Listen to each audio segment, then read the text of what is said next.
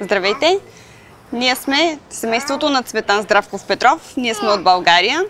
Той е роден с синдрома на блефарофимоза и епикантус инверсус. В нашата страна не можа да бъде открито лечение за него и по тази причина потърсихме различни центрове в целия свят, които могат да ни помогнат. Така попаднахме в центъра ИМО в град Барселона. Тук се запознахме с доктор Хуан Оливерес, който извърши лечението на нашия син по оперативен начин.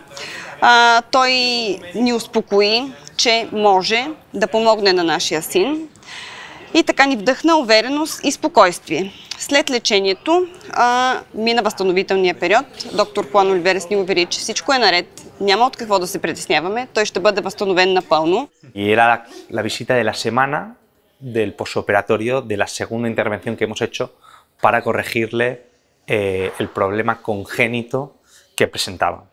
Tenía una tosis bilateral compleja. Actualmente, después de una semana de la segunda intervención, presenta muy buena evolución quirúrgica, con una buena corrección de la altura del párpado, y a partir de ahora haremos controles online. Esta patología en determinadas manos que estén acostumbradas a hacer tratamientos sobre niños pequeños tienen muy buenos resultados y presentan una muy buena evolución a largo plazo.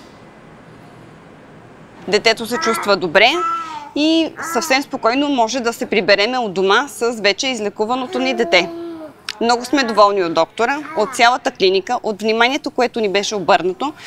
Тук работят едни страхотни специалисти. С удоволствие ще препоръчаме всеки, който има подобен проблем, без да се притеснява, да дойде и да му бъде помогнато за лечението и на техните деца.